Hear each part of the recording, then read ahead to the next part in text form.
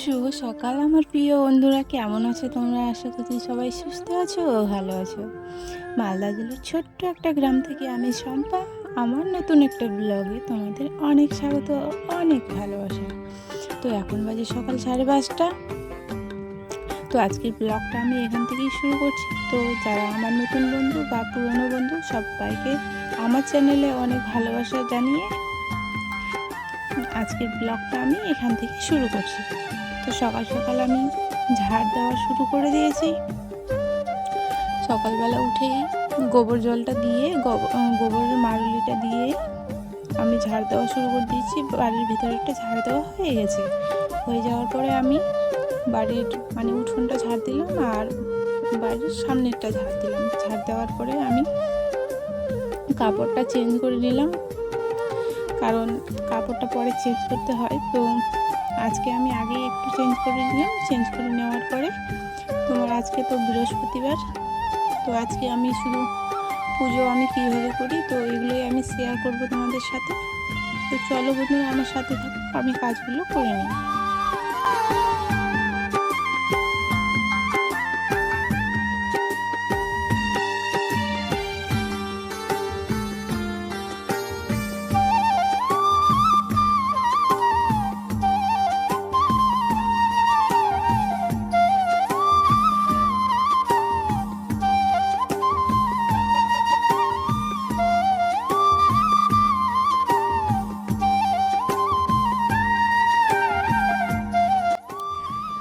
তো লেপানো বলতে তোমার এই যে বারান্দাটা হয়েছে, আর ওই যে বাঁশের যেটা খুঁটিটা গেড়েছে কি না, পুঁতেছে, তো ওটা মাটিটা একটু হয়েছিল, তো ওই জায়গাটা আমি আর কি লেপে নিলাম। লেপে নেওয়ার পরে তোমার রান্নাঘর এখনও লেপতে বাকি আছে, জানো তো।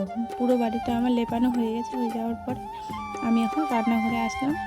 রান্নাঘরটা আর কি পুরোটাই লেপে নিলাম, কারণ আজকে হচ্ছে বৃহস্পতিবার, পুরো বাড়িটাই লেপলে পুজো করা যাবে না। তো চলো তোমরা সঙ্গে থাকো আর ভিডিওটা দেখতে থাকো।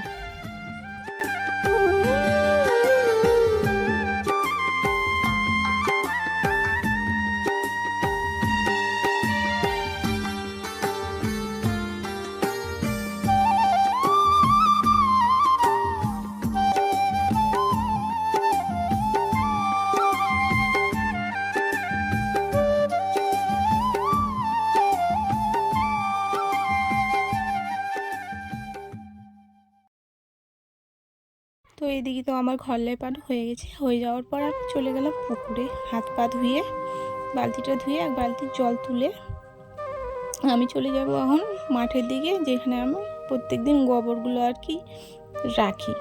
তো অনেক ধরে ভাবছি যে গোবরগুলো আমি খুঁজে আর কি গুঠে করে দিব, তো গুঠে দেওয়া হচ্ছে না আমার। তো তার জন্য আজকে আমি একটু খুঁজে আর কি রেখে দেবো, কালকে গুঠে দিয়ে দেবো। তো চলো তোমরা ভিডিওটার সঙ্গে থাকো, কেউ স্কিপ করে যেও না।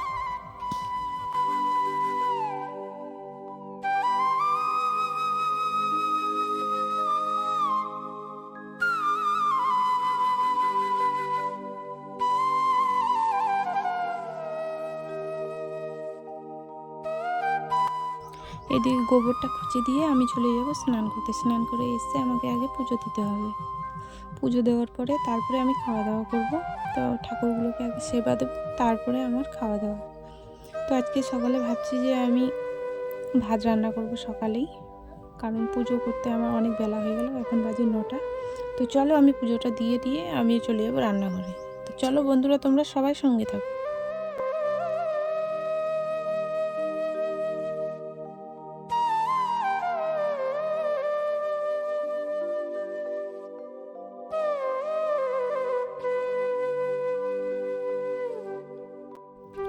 তো ঠাকুরগুলোকে সবাইকে ধূপ ধুনো দেখিয়ে দিলাম। তো এইদিকেও একটু বাড়ির পুরো দিকটাই আর ঘরে ধনু যেটা আর কি ধূপগুলো আমি দেখিয়ে দিলাম, আর ঠাকুর ঘরে আমি রেখে দিয়ে চলে যাব এখন রান্নাঘরে। রান্না করতে আর বাকি আছে। তো সবাই খাওয়ার জন্য করছে, বাবা, মেসো, তোমার দাদাভাই, কারণ বৃহস্পতিবার বলো একটু দেরি হয়ে যায় গো। তো তার জন্য আমি চলে গেলাম এখন রান্নাঘরে। রান্নাঘরে কিছু কিন্তু খাওয়া হয়নি এখনও, জানো।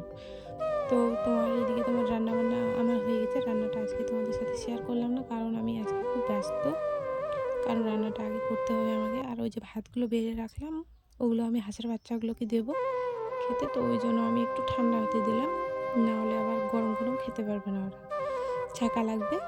তো তার জন্য আমি ওখানে রেখে দিলাম।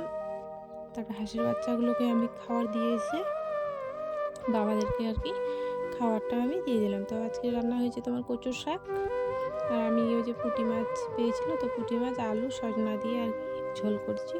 তো চলো তোমরা ভিডিওটার সঙ্গে থাকো, আমিও খাওয়া দাওয়া করে নিই বাবাদেরকে খাওয়া দাওয়া দিয়ে। তো চলো তোমরা সঙ্গে থাকো।